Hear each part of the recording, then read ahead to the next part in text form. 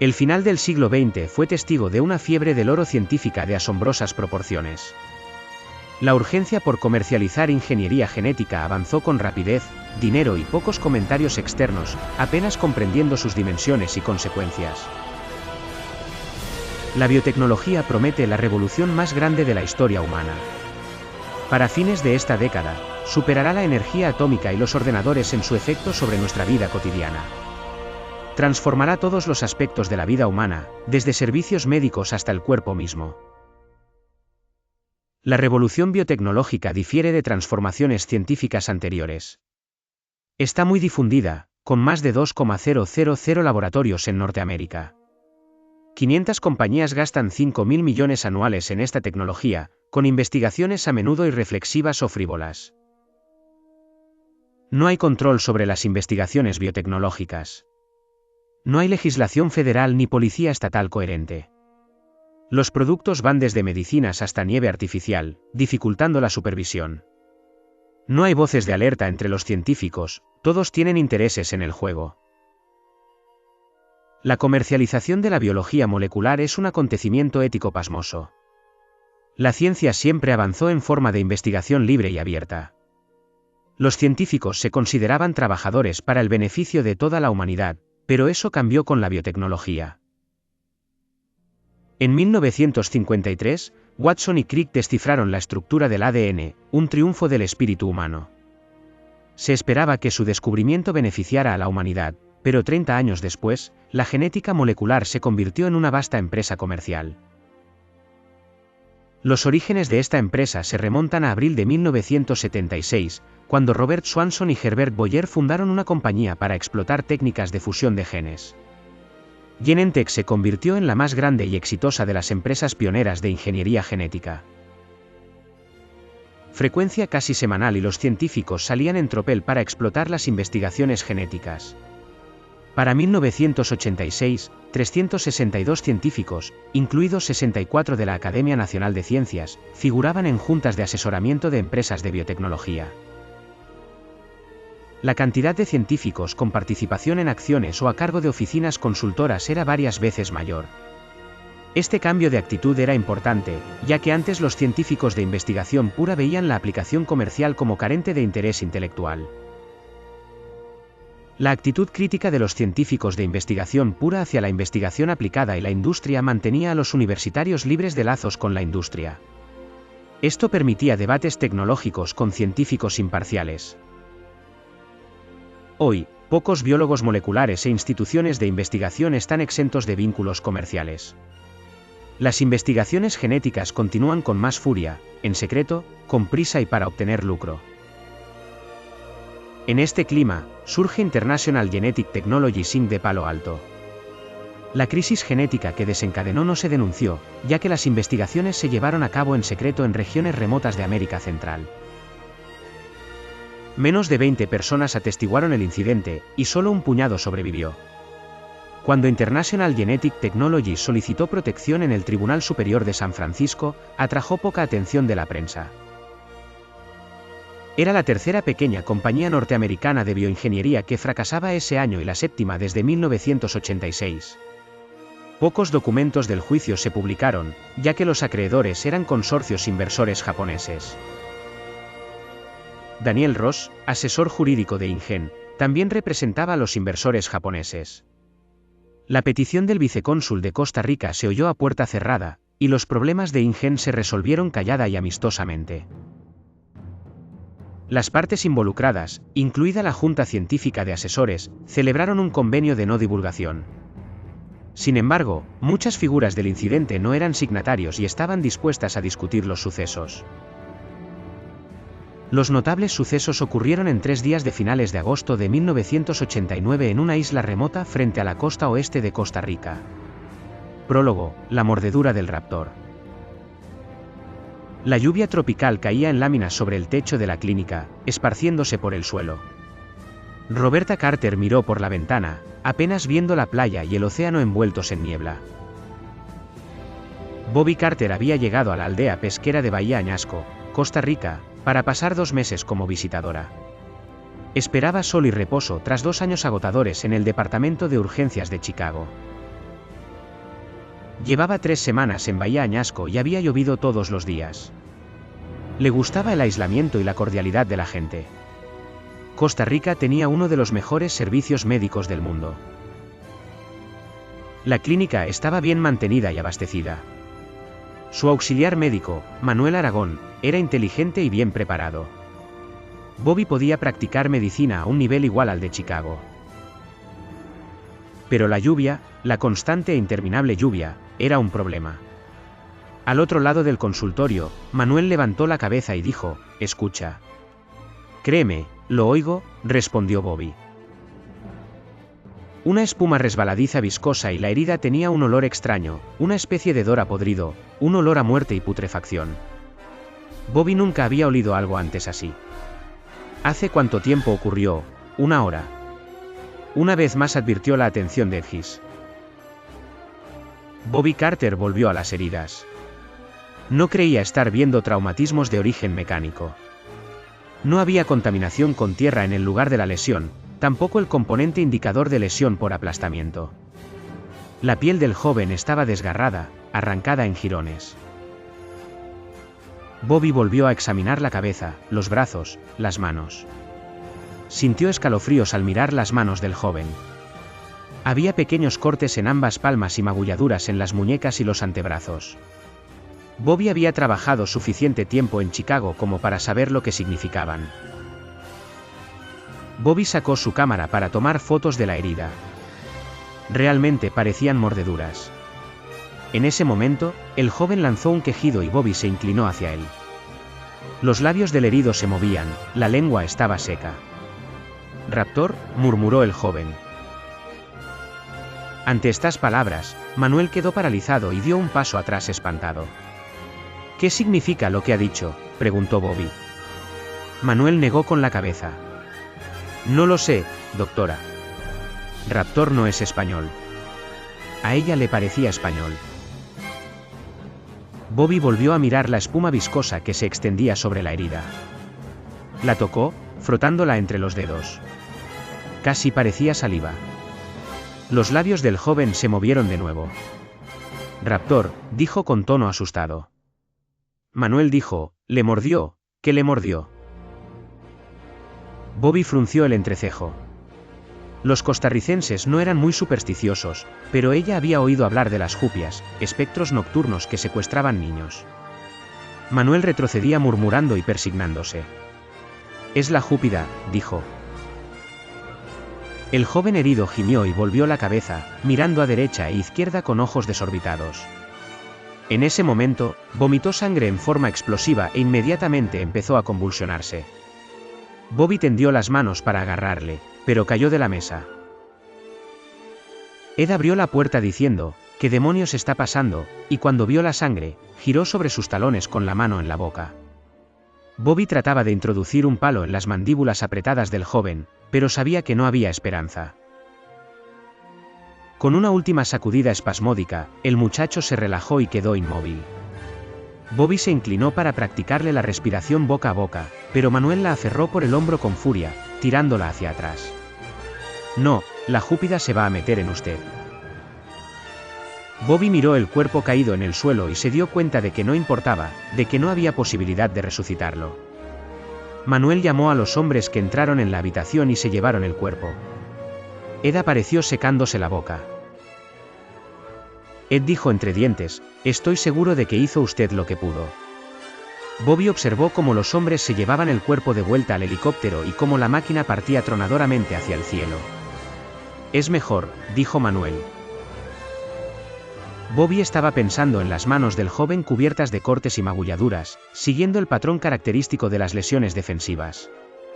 Estaba completamente segura de que su muerte no se debía a un accidente de construcción. Había sido atacado y alzó las manos para protegerse de su atacante.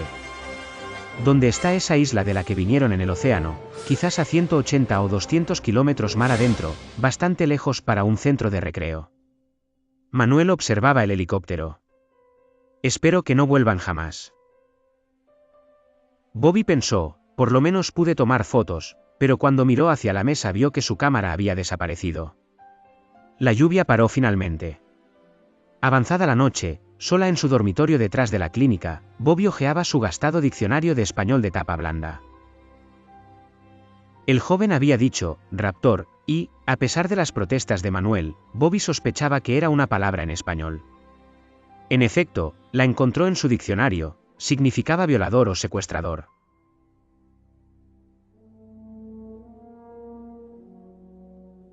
Por supuesto, Bobby no creía en la superstición y ningún fantasma había cortado esas manos. ¿Qué era lo que el joven había intentado decir? Provenientes de la habitación contigua, oyó quejidos. Una de las mujeres de la aldea estaba en la primera etapa del esfuerzo del parto. Elena Morales, la partera local, la estaba atendiendo. Bobby entró en la sala de la clínica y le hizo un gesto para que saliera un momento. Elena, ¿sabes lo que es un raptor? Elena, de 60 años, era una mujer fuerte que daba la impresión de ser práctica. Bajo las estrellas, frunció el entrecejo y preguntó, ¿raptor? Sí, ¿conoces esa palabra? Elena asintió con la cabeza, significa persona que viene durante la noche y se lleva un niño, secuestrador de niños, sí, una jubia. Todo su porte se alteró.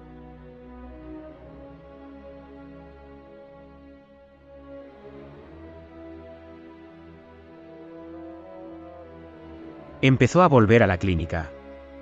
La llamaré cuando la mujer esté lista, doctora. Creo que 1 hora más o quizá 2. Bobby miró las estrellas y escuchó el pacífico sonido de las olas lamiendo la playa. En la oscuridad, vio la sombra de las barcas pesqueras ancladas mar adentro. Toda la escena era tranquila, tan normal que se sintió como una tonta por estar hablando de vampiros y bebés secuestrados. Volvió a su habitación, recordando una vez más que Manuel había insistido en que no era una palabra en español. Por simple curiosidad, miró en su pequeño diccionario de inglés.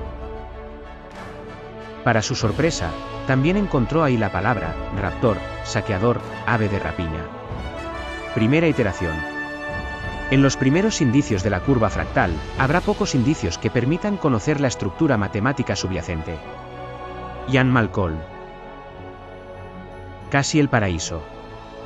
Mike Bowman silbaba jubilosamente mientras conducía el Land Rover a través de la Reserva Biológica de Cabo Blanco, en la costa occidental de Costa Rica. Era una hermosa mañana de julio y la carretera que se abría ante él era espectacular. Adherida al borde de un acantilado, dominaba la jungla y el Pacífico azul.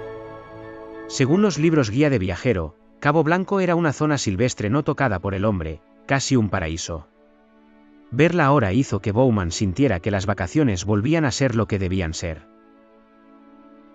Bowman, agente de bienes raíces de 36 años de edad, proveniente de Dallas, había llegado con su esposa y su hija para pasar 2 semanas de vacaciones. En realidad, el viaje había sido idea de la esposa. Durante semanas, ella le había hablado de los maravillosos parques nacionales de Costa Rica. Cuando llegaron, resultó que Ellen tenía cita para ver a un cirujano plástico en San José. Esa fue la primera información que Mike Bowman tuvo de la excelente y barata cirugía plástica asequible en Costa Rica y de todas las lujosas clínicas privadas de San José. Naturalmente, tuvieron una tremenda pelea. Mike pensaba que su esposa le había mentido, lo que era cierto, y se puso firme en lo concerniente al asunto de la cirugía plástica. De todos modos, era ridículo. Ellen solo tenía 30 años y era una mujer hermosa. Había sido la reina del regreso a casa durante el año previo a su graduación en Rice, y desde eso ni siquiera habían transcurrido 10 años. Pero él entendía su tendencia a ser insegura y a preocuparse, y parecía como si en los últimos años hubiera estado preocupada principalmente por perder su atractivo físico. Saltó al pasar por un bache, salpicando barro. Sentada al lado de Mike, Ellen dijo, «Mike, ¿estás seguro de que este es el camino correcto? No hemos visto gente desde hace horas». Pasó otro automóvil hace 15 minutos, le hizo notar. ¿Recuerdas el azul yendo para el otro lado? Querida, tú querías una playa desierta. Eso es lo que vas a tener. Ellen sacudió la cabeza en gesto dubitativo. Espero que tengas razón. Sí, papá, espero que tengas razón, terció Cristina desde el asiento trasero. Tenía 8 años. Confían en mí. Voy bien. Condujo en silencio durante unos instantes. Ya es hermoso, ¿no es así? Miren ese paisaje. Es hermoso, está bien, concedió Tina. Sacó una polvera y se miró en el espejo, apretándose con los dedos debajo de los ojos. Suspiró e hizo la polvera a un lado. El camino empezaba a descender y Mike Bowman se concentró en la conducción. De repente, una pequeña figura negra cruzó velozmente el camino. Tina gritó, «Miren, miren». Después desapareció en la jungla. ¿Qué era?, preguntó Ellen. Un mono tití, ¿puedo incluirla?, consultó Tina sacando su lápiz. Estaba haciendo una lista de todos los animales que había visto en el viaje como parte de un proyecto para la escuela. No sé, contestó Bowman dubitativo. Tina consultó las ilustraciones que tenían el libro guía. No creo que fuera un tití, creo que fue simplemente otro aullador. En su viaje ya habían visto varios monos aulladores. Según este libro, las playas de Cabo Blanco las frecuentan una amplia variedad de vida silvestre, entre las que cuentan monos aulladores. Y de cara blanca, perezosos y coatíes. ¿Crees que veremos un perezoso, papá? Apuesto a que sí, me verás. Miran al espejo. Muy gracioso, papá. El camino embarrado corría a través de la jungla hacia el océano. Mike Bowman se sentía como un héroe cuando finalmente llegaron a la playa, una media luna de 3 kilómetros de arena blanca. Completamente desierta. Estacionó en Land bajo la sombra de las palmeras que bordeaban la playa y sacó los almuerzos preparados en cajas. Alan se puso el traje de baño diciendo, honestamente no sé qué me voy a quitarme ese exceso de peso estas maravillosas. Linda, en realidad Mike pensaba que su esposa estaba demasiado delgada. Pero había aprendido a no mencionarlo. Tina ya estaba corriendo hacia la playa. No olvides que necesitas la crema bronceadora, la advirtió Elena. Más tarde, gritó Tina por encima del hombro. Voy a ver si hay un perezoso. Ellen Bowman recorrió la playa y los árboles con la vista. ¿Crees que la niña estará bien, tesoro? No hay nadie en kilómetros a la redonda. ¿Y si hay víboras? Por el amor de Dios, no hay víboras en una playa. Bueno, podría verlas, tesoro. Las víboras tienen sangre fría, son reptiles, no pueden controlar la temperatura de su cuerpo. Esta arena está a 32 grados Celsius, si una víbora saliera se cocinaría. Observó a su hija retozando en la playa, un punto oscuro contra la arena blanca. Déjala ir, que se divierta. Puso la mano en torno de la cintura de su esposa. Tina corrió hasta que estuvo exhausta y entonces se dejó caer sobre la arena caliente y rodó alegremente hasta la orilla. El océano estaba caliente y prácticamente no había oleaje. Se sentó un rato recuperando el aliento y después miró hacia atrás, hacia donde estaba su padre y la camioneta, para ver lo lejos que había llegado. La madre agitó la mano haciéndole señas para que volviera. Jubilosamente, Tina agitó la mano a su vez, simulando que no entendía. Tina no se quería poner la loción bronceadora. Tampoco quería volver para oír a su madre hablar de perder peso. Quería quedarse donde estaba y a lo mejor ver a un perezoso. Había visto un perezoso hacía 2 días en el zoológico de San José. Era como un personaje de los telecos y parecía inofensivo. Sea como fuere, no se podía mover con rapidez. Ella podía ganarle con facilidad en una carrera. Ahora su madre la estaba llamando a grandes voces y Tina decidió salir del sol, alejarse del agua y ponerse a la sombra de las palmeras. En esa parte de la playa, las palmeras colgaban sobre una retorcida maraña de raíces de mangle que bloqueaba cualquier intento de penetrar tierra adentro. Tina no podía ver mucho, aunque hubiera allí un perezoso, se dio cuenta de que no podría verlo. Frustrada, se sentó en la arena y pateó las hojas secas de mangle. Advirtió que había muchas huellas de pájaro en la arena. Costa Rica era famoso por sus pájaros. Los libros guía decían que en Costa Rica había el triple de pájaros que en toda Norteamérica. Y en todo Canadá. En la arena, algunas de las huellas de pájaros de 3 dedos eran pequeñas y tan débiles que apenas si se les podía ver. Otras huellas eran más grandes y estaban impresas con más fuerza en la arena. Tina estaba mirando las huellas ociosamente cuando oyó un sonido como de gorjeo seguido por un siseo de hojas en la espesura del manglar. Los perezosos producían un sonido como de gorjeo. Tina no lo creía, pero no estaba segura. Era probable que el gorjeo se debiera a algún ave marina. Tina respiró en silencio, sin moverse, oyendo de nuevo el siseo y al final vio la fuente de los sonidos. A unos pocos metros de distancia, una lagartija surgió de entre las raíces del mangle y la miró con curiosidad. Tina contuvo la respiración, un nuevo animal para su lista. La lagartija alzó la cabeza cuando miró a Tina. La niña pensó que el animal era lindo. Una especie de salamandra grande pinalzó la mano y movió los dedos en respuesta al movimiento que el animal hacía con los suyos. La lagartija no estaba asustada, se le acercó caminando parado sobre las patas traseras, era apenas mayor que una gallina y al igual que una gallina meneaba la cabeza. Tina pensó que sería una maravillosa mascota. Observó que la lagartija dejaba huellas con 3 dedos que tenía la apariencia exacta de las de un pájaro. Se acercó más a Tina mientras ésta permanecía sentada en la arena y la observaba. La niña mantenía el cuerpo quieto pues no quería asustarla. Estaba sorprendida de que se le acercara tanto, pero recordó que estaba en un parque nacional. Todos los animales del parque debían de saber que estaban protegidos. Probablemente esa lagartija era mansa. Quizás hasta esperarse que la niña le diera algo de comer, por desgracia no tenía nada que darle. Con lentitud, Tina tendió la mano abierta con la palma hacia arriba para mostrar que no tenía comida. La lagartija se detuvo, alzó la cabeza y gorjeó, produjo un sonido chirriante característico como el de un pájaro. Lo siento, dijo Tina, sencillamente no tengo que darte. Y entonces, sin previo aviso, la lagartija saltó sobre la mano tendida de la niña.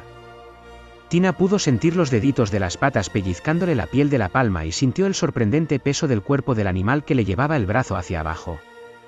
Entonces el animal le trepó por el brazo.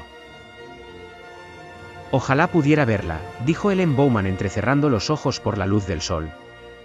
Eso es todo, solo verla. Estoy seguro de que está bien, contestó Mike, seleccionando cuidadosamente entre las cosas que había en el almuerzo preparado y embalado por el hotel. Había un poco apetitoso pollo a la parrilla y algo así como pastel de carne, y no era que Ellen fuera a comer nada de eso. ¿No crees que se haya ido a la playa? No, tesoro.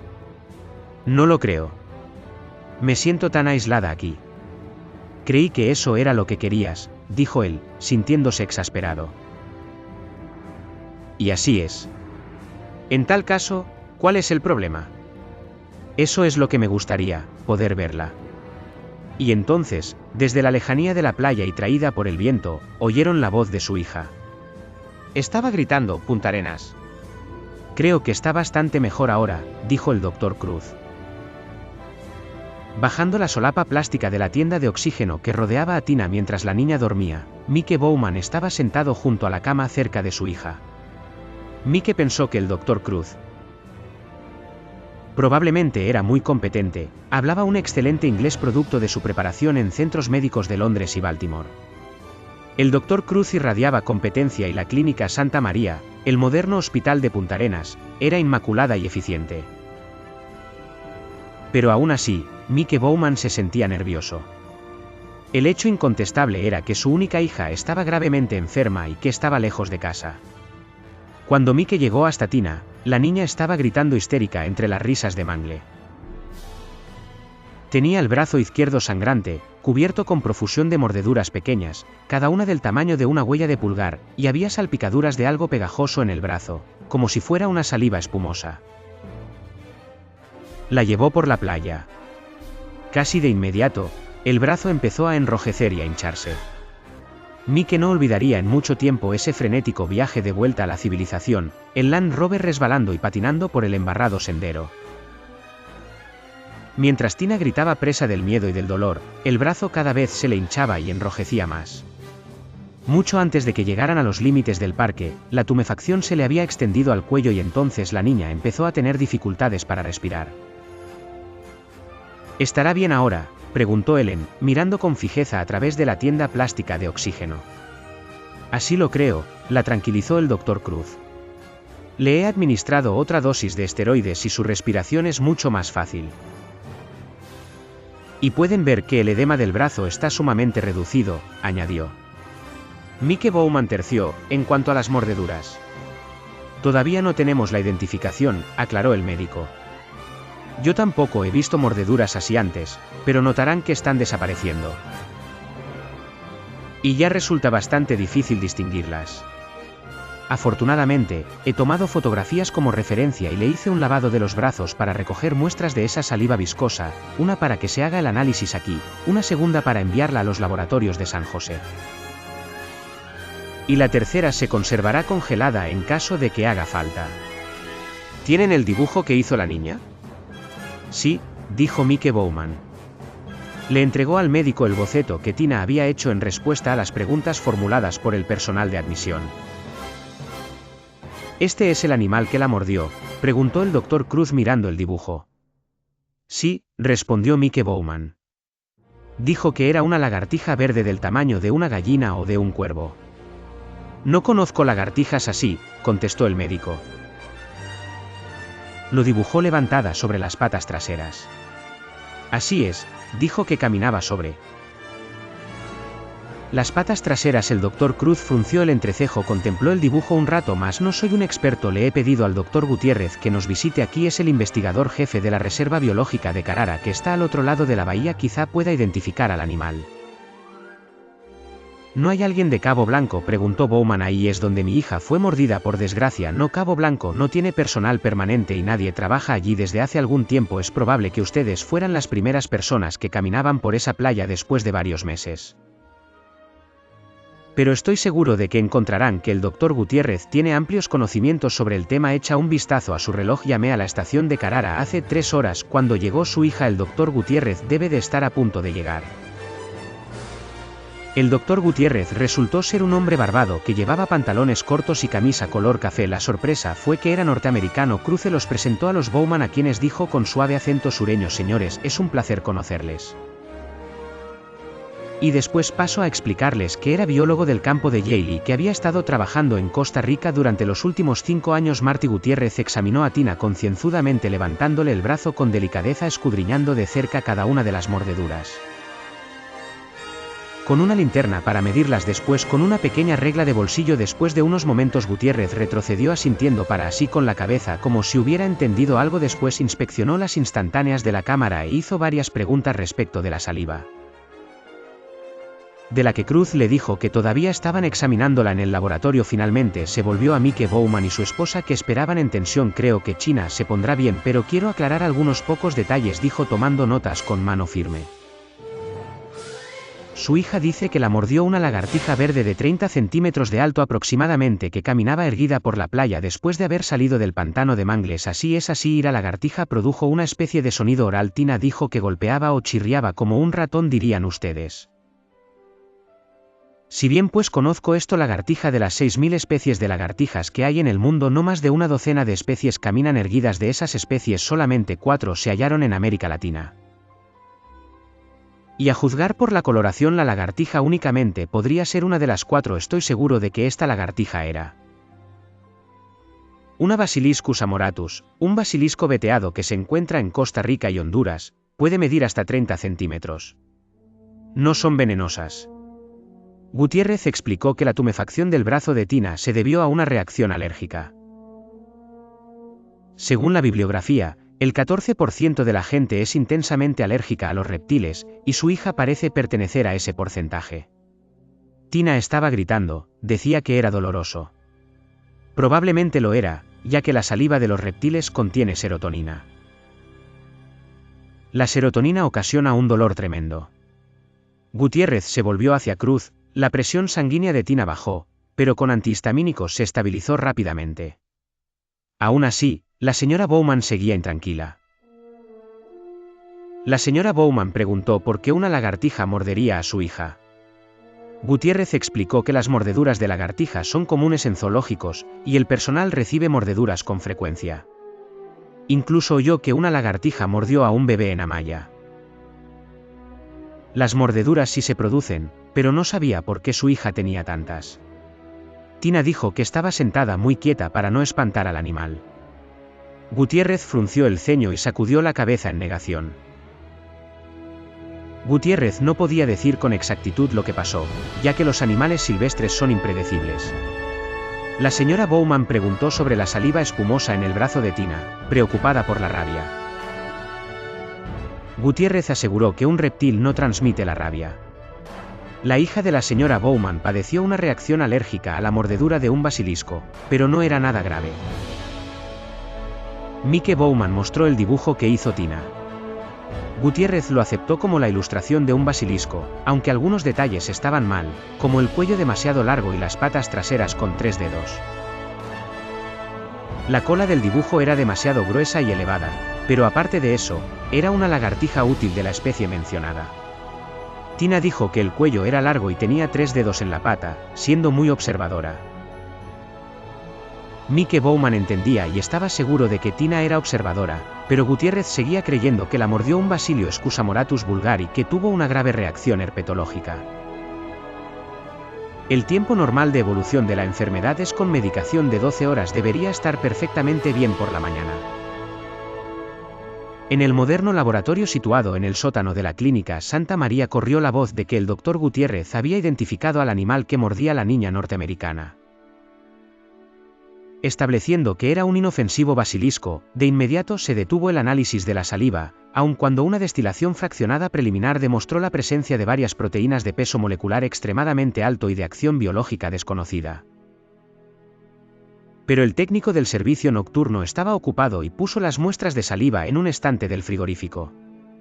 A la mañana siguiente, el empleado de día revisó el contenido del estante comparándolo con la lista de los pacientes a los que iba a dar de alta.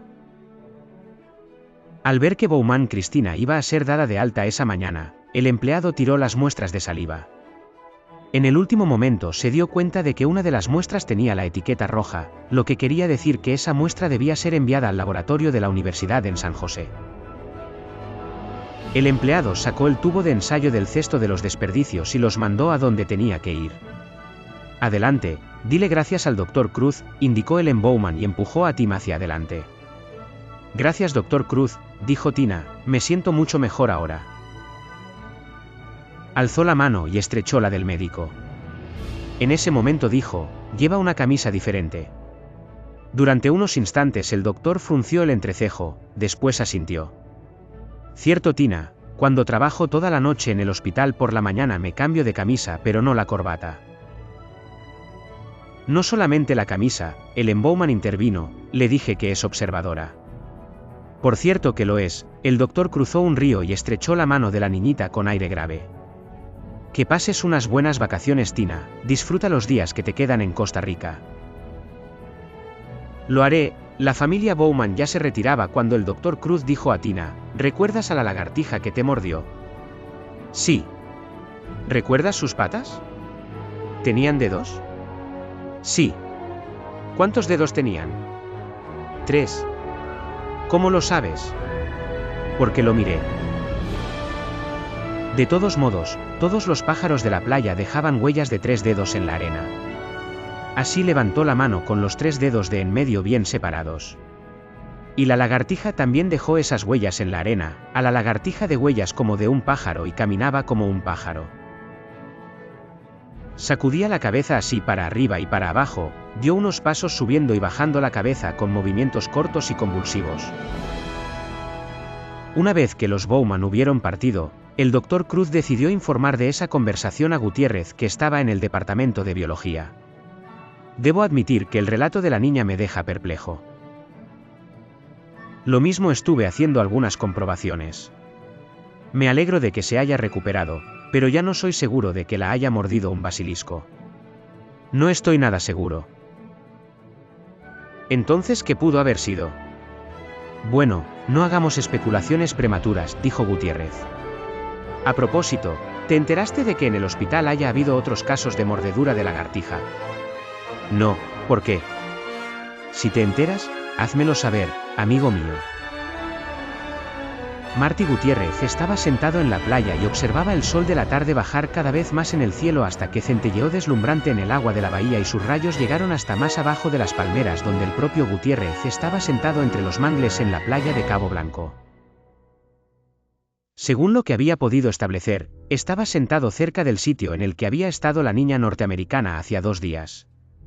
Si bien las mordeduras de lagartija eran frecuentes, como les había dicho a los Bowman, Gutiérrez nunca había oído que un basilisco mordiera a nadie.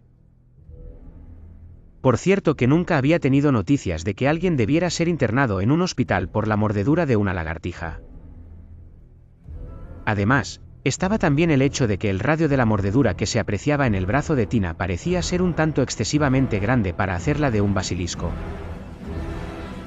Cuando regresó al puesto de Carrara, revisó la pequeña biblioteca de investigación que allí existía, pero no encontró referencias sobre la mordedura de los lagartos. A continuación, revisó los International Science Services, una base de datos para ordenador ubicada en Norteamérica. No halló nada acerca de mordeduras de basiliscos ni sobre internamientos por mordeduras de lagartijas. Después llamó al funcionario de salud pública de Amaya, que confirmó que un bebé de 9 días que dormía en su cuna había sido mordido en el pie por un animal. La abuela, la única persona que realmente lo había visto, afirmó que era una lagartija.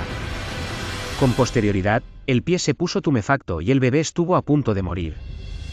La abuela había descrito a la lagartija como de color verde con listas marrones. Había mordido al niño varias veces antes de que la mujer la espantara.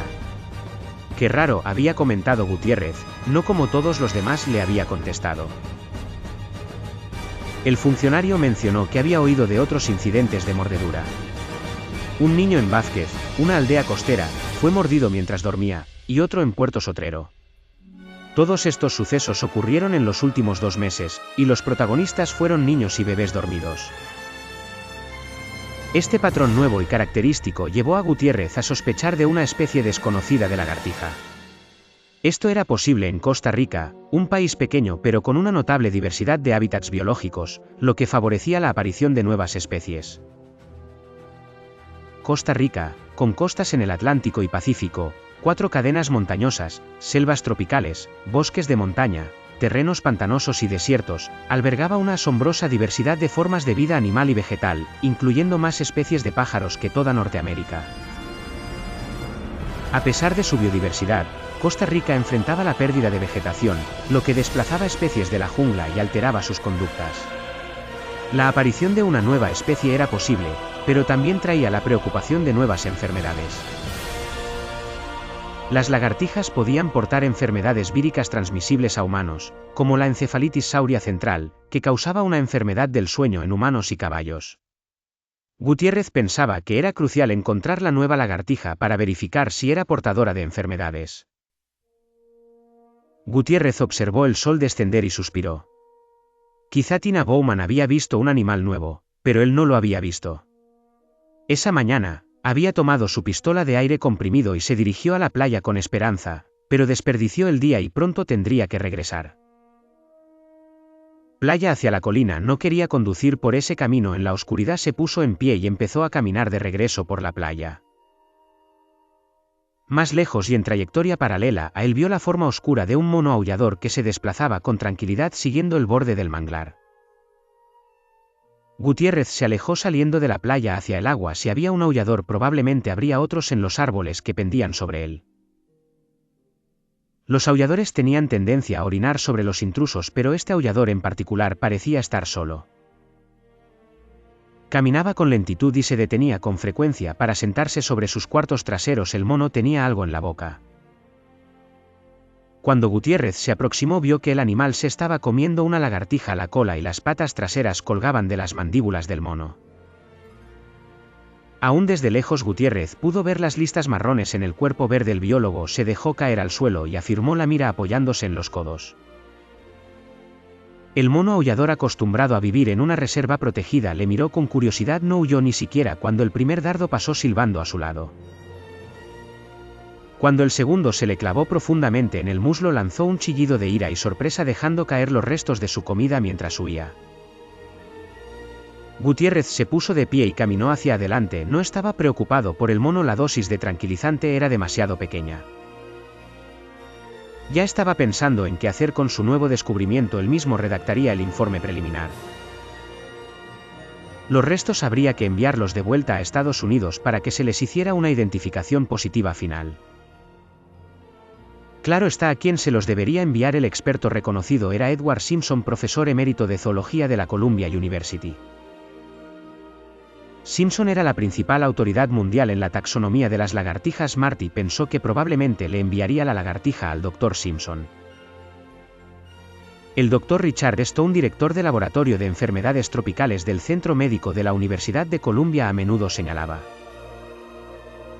El nombre sugería que se trataba de una institución de mayor importancia de la que realmente tenía a comienzos del siglo XX. Playa hacia la colina. No quería conducir por ese camino en la oscuridad. Se puso en pie y empezó a caminar de regreso por la playa. Más lejos y en trayectoria paralela a él vio la forma oscura de un mono aullador que se desplazaba con tranquilidad siguiendo el borde del manglar. Gutiérrez se alejó saliendo de la playa hacia el agua. Si había un aullador, probablemente habría otros en los árboles que pendían sobre Gutiérrez, y los aulladores tenían tendencia a orinar sobre los intrusos, pero este aullador en particular parecía estar solo. Caminaba con lentitud y se detenía con frecuencia para sentarse sobre sus cuartos traseros. El mono tenía algo en la boca. Cuando Gutiérrez se aproximó, vio que el animal se estaba comiendo una lagartija. La cola y las patas traseras colgaban de las mandíbulas del mono.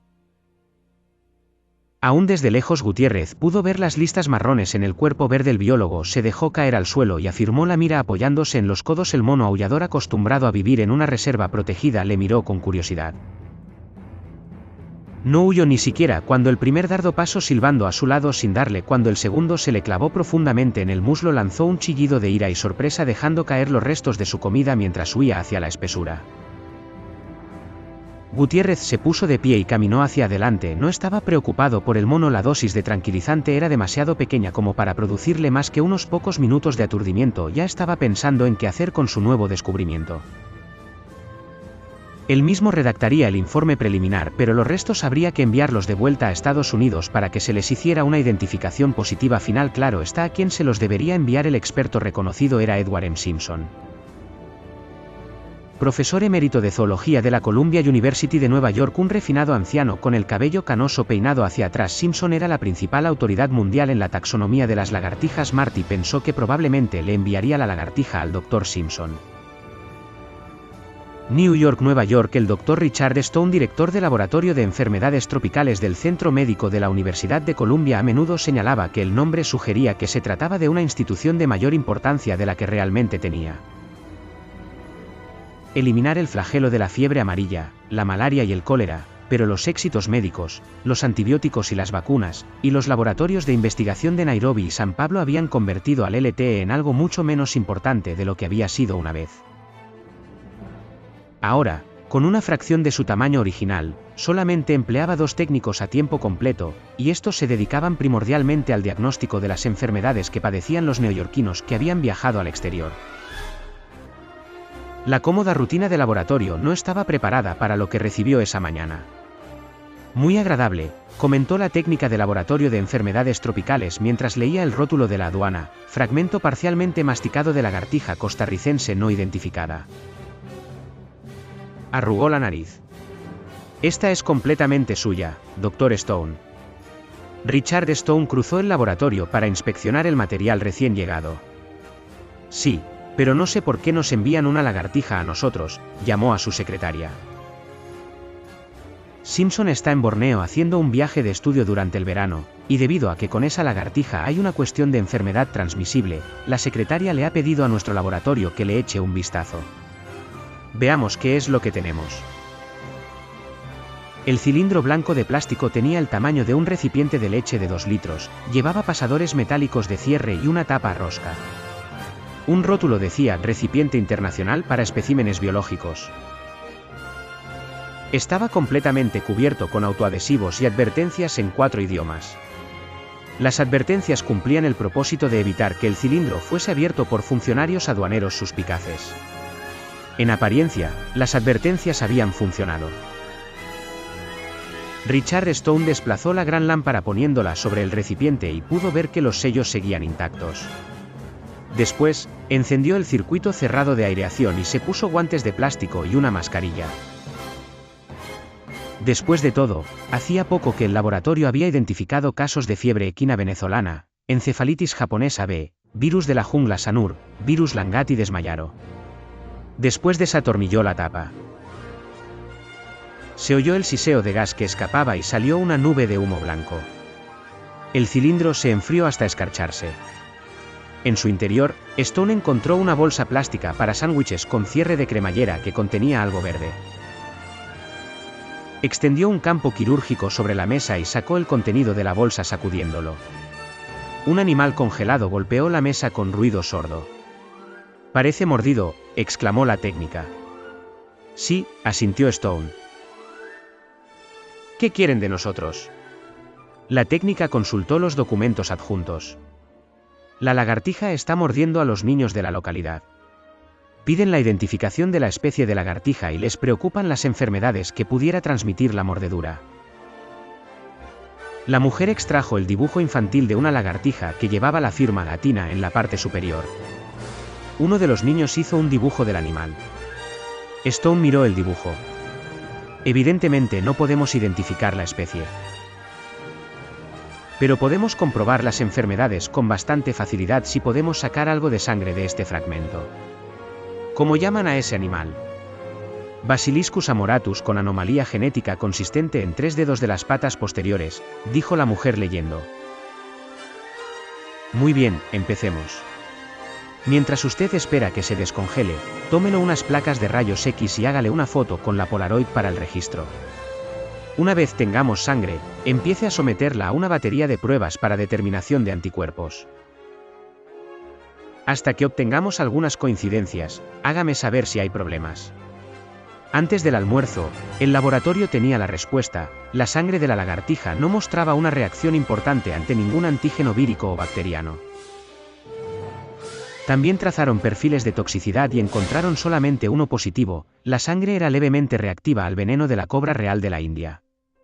Pero una leve interreactividad era frecuente entre las especies de reptiles.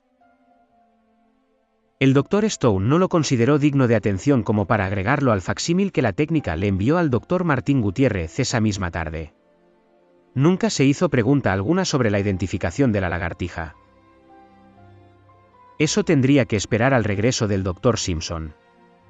No se le esperaba hasta dentro de varias semanas, y su secretaria preguntó si el LTE tendría la gentileza de guardar el fragmento de lagartija mientras tanto. El Dr. Stone lo volvió a meter en la bolsa con cierre de cremallera y lo metió en el frigorífico. Martín Gutiérrez leyó el facsímil que provenía del Centro Médico Columbia, Laboratorio de Enfermedades Tropicales. Era breve: sujeto, Basiliscus amoratus con anomalía genética. Enviado desde la oficina del Dr. Simpson. Materiales: segmento posterior, animal parcialmente comido. Pruebas efectuadas: rayos X, RTX, microscópico, inmunológico para determinación enfermedad vírica, parasitaria, bacteriana. Hallazgos: no hay evidencias histológicas ni inmunológicas de existencia de enfermedades. Gutiérrez hizo dos conjeturas: la identificación de la lagartija como basilisco fue confirmada por científicos, y la ausencia de enfermedades transmisibles indicaba que las mordeduras no eran graves para la salud de Costa Rica. Gutiérrez pensó que una especie de lagartija había salido de la jungla para ocupar un nuevo hábitat y que se estaba poniendo en contacto con la gente de las aldeas. Creía que en unas semanas las mordeduras acabarían. La partera Elena Morales trabajaba bajo la lluvia tropical cuando oyó un sonido chirriante. Pensó que era una rata, pero al entrar en la habitación del bebé, vio 3 lagartijas verdes alrededor de la cuna. Las lagartijas no huyeron a la luz de la linterna de Elena. Una de ellas arrancó un trozo de carne del bebé. Elena gritó y las lagartijas escaparon, dejando huellas sangrientas. Elena decidió no informar sobre el ataque de las lagartijas por miedo a ser criticada. Informó que el bebé había muerto por síndrome de muerte súbita de infantes. El laboratorio de San José descubrió una proteína desconocida en la saliva de la lagartija, similar a un veneno neurotóxico. También hallaron una enzima radiactiva, pero pensaron que era un contaminante. Alice Levin, una técnica, vio el dibujo de Tina y preguntó sobre el dinosaurio. Richard Stone explicó que era una lagartija enviada desde Costa Rica, pero Alice insistió en que parecía un dinosaurio. Cabeza, mírelo, está muy claro, cabeza grande, cuello largo, se levanta sobre las patas traseras, es un dinosaurio, no puede ser, solo tenía 30 centímetros de alto y que con eso en aquel entonces había dinosaurios pequeños.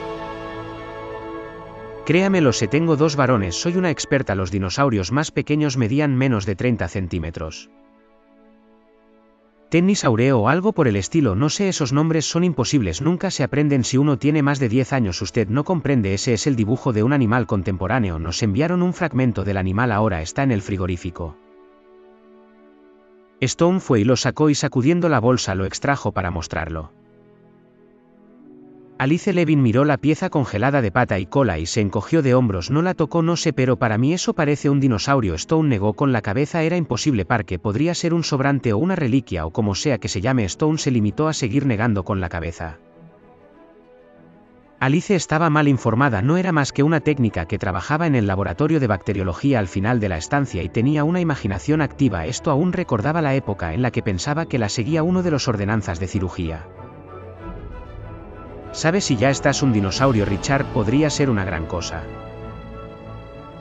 No es un dinosaurio, alguien la ha comprobado, no, bueno, ya vela al Museo de Historia Natural o a un sitio por el estilo, realmente debería hacerlo, me avergonzaría, quiere que lo haga ya por usted, no quiero, no va a hacer nada al respecto, nada en absoluto.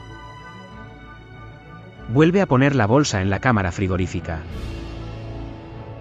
La cerró de un portazo, no es un dinosaurio, es una lagartija y sea lo que fuere puede esperar hasta que el Dr. Simpson regrese de Borneo para identificarlo, y esa es mi última palabra, Alice, esta lagartija no va a ninguna parte. Segunda iteración con los dibujos subsiguientes de la curva fractal. Pueden aparecer cambios súbitos. Ian Malcolm, la ribera del mar interior, Alan Grant se agachó al máximo con la nariz a unos centímetros del suelo, la temperatura era de más de 38 grados, las rodillas le dolían a pesar de las almohadillas que llevaba hechas de alfombra gruesa. Los pulmones le ardían con el áspero polvo alcalino, el sudor de la frente le caía al suelo en gotas, pero a Grant le daba lo mismo la incomodidad, toda su atención se concentraba en el cuadrado de tierra de 15 cm que tenía ante él. Al trabajar pacientemente con un montadientes y un cepillo de pelo de camello, de los que usan los pintores, dejó al descubierto el diminuto fragmento en forma de L de una quijada, medía nada más que unos 3 centímetros de largo y no era más grueso que el meñique, los dientes eran una hilera de puntas pequeñas. Y tenía la característica torsión en ángulo en el centro, pedacitos de hueso se desprendían en escamas mientras Grant se detuvo un momento para pintar el hueso con pasta de caucho antes de seguir exponiéndolo al aire libre. No había la menor duda de que era la quijada de un bebé dinosaurio carnívoro. Su dueño había muerto hacía 79 millones de años a la edad de alrededor de 2 meses. Con algo de suerte también podrían hallar el resto del esqueleto, de ser así sería el primer esqueleto completo de un dinosaurio carnívoro bebé.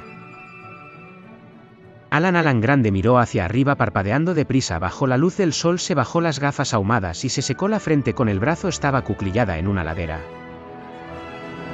erosionada de las tierras yermas que estaban en las afueras de Snake Quarter, Montana, debajo de la gran concavidad azul del cielo, colinas obtusas, afloramientos de caliza desmenuzada, se extendían kilómetros y más kilómetros en todas direcciones.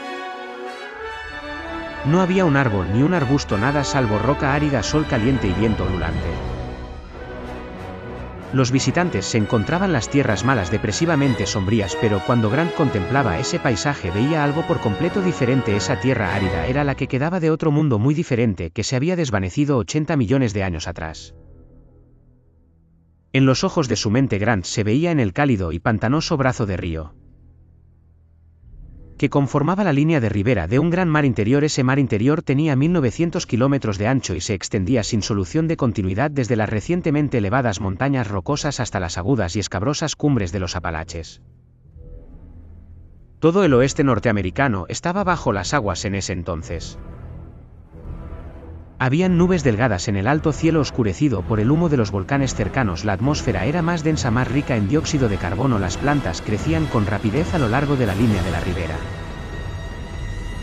No había peces en esas aguas, pero sí almejas y caracoles. Los pterosaurios abalanzaban en picado para recoger algas.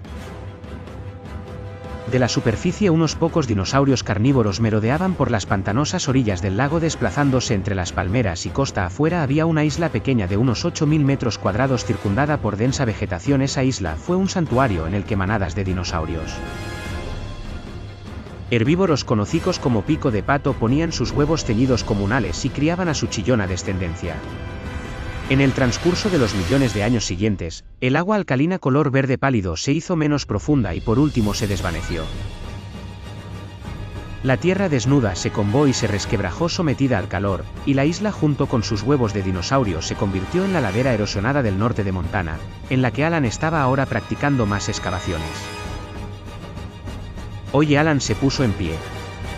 Era un hombre fornido de 40 años con barba. Oyó el resoplido entrecortado y constante del generador portátil y el lejano martilleo de la perforadora neumática abriéndose paso en la roca densa de la colina.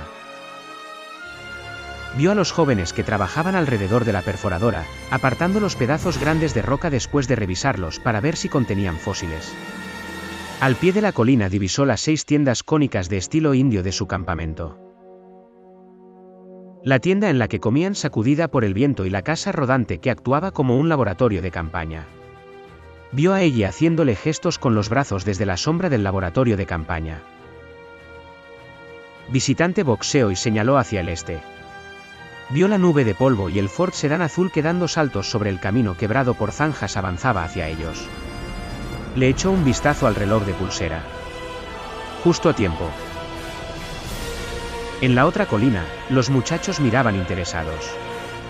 No recibían muchos visitantes en Snakewater y se había especulado mucho respecto de cuál sería el motivo por el que un abogado del ente de protección ambiental querría ver a Alan Grant. Grant sabía que la paleontología, el estudio de las formas extinguidas de vida, había cobrado en los últimos años una inesperada utilidad para el mundo moderno. El mundo moderno estaba cambiando deprisa. A menudo parecía que cuestiones urgentes relacionadas con el clima, la deforestación, el calentamiento del globo o la capa de ozono se podían responder en parte por lo menos con información del pasado. Era información que los paleontólogos podían brindar. En los últimos años a Grant mismo le habían citado 2 veces como experto pericial. Grant empezó a bajar la colina para reunirse con el auto. Mientras cerraba la portezuela, el visitante tosió en medio del polvo blanco. Bob Morris.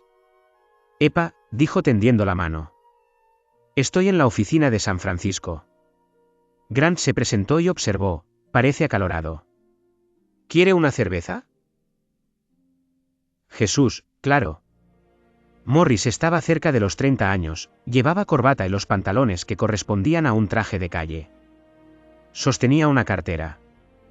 Sus zapatos de punta cuadrada y reforzada hacían crujir las rocas.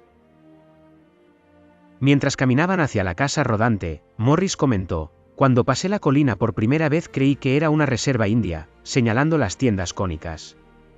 No, dijo Grant, solo es la mejor manera de vivir aquí. Grant explicó que en 1978, el primer año de las excavaciones, habían usado tiendas octaédricas North Slough, las más evolucionadas que existían en ese entonces, pero el viento se las llevaba siempre. Probaron con otros tipos de tiendas y siempre con el mismo resultado. Al final empezaron a levantar tiendas indias cónicas, que eran más amplias en el interior, más confortables y más estables ante la acción del viento. Estas son tiendas de los pies negros levantadas alrededor de 4 palos. Las de los Sioux se levantaban alrededor de 3, pero esta solía ser territorio de los pies negros, por lo que pensamos, ajá, muy apropiado. Con los ojos entrecerrados, Morris observó el desolado paisaje y sacudió la cabeza. ¿Cuánto tiempo han estado aquí? Alrededor de 60 cajones, contestó Grant. Cuando Morris denotó sorpresa, le explicó, medimos el tiempo con cerveza. Comenzamos en junio con 100 cajones. Hasta ahora hemos liquidado alrededor de 60. 63 para ser exactos, precisó Ella Sattler cuando llegaron a la casa rodante. A Grant le divirtió ver cómo Morris quedaba boquiabierto ante ella. Ella usaba vaqueros recortados y una camisa de trabajo anudada a mitad del torso. Tenía 24 años y estaba muy tostada por el sol. Llevaba el cabello rubio peinado hacia atrás. Ella nos mantiene en movimiento, dijo Grant presentándola. Es muy buena en lo que hace. ¿Y qué es lo que hace ella? Botánica. Y también hago los preparados típicos de campaña. Abrió la puerta y entraron. El aire acondicionado de la casa rodante solo bajó la temperatura a 30 grados. Pero parecía fresco después del calor del mediodía. La casa tenía dispuesta una serie de mesas largas de madera sobre la que había pulcramente dispuestos diminutos especímenes óseos etiquetados y rotulados. Más allá había platos de cerámica y restos de artefacto de alfarería. Olía con intensidad a vinagre. Morris echó un vistazo a los huesos. Pensé que los dinosaurios eran grandes. Lo eran, contestó ella. Pero todo lo que ve aquí proviene de bebés. Snakewater es importante principalmente por la cantidad de lugares de anidamiento de dinosaurios. Hasta el momento en que iniciamos este trabajo apenas se conocían dinosaurios bebés.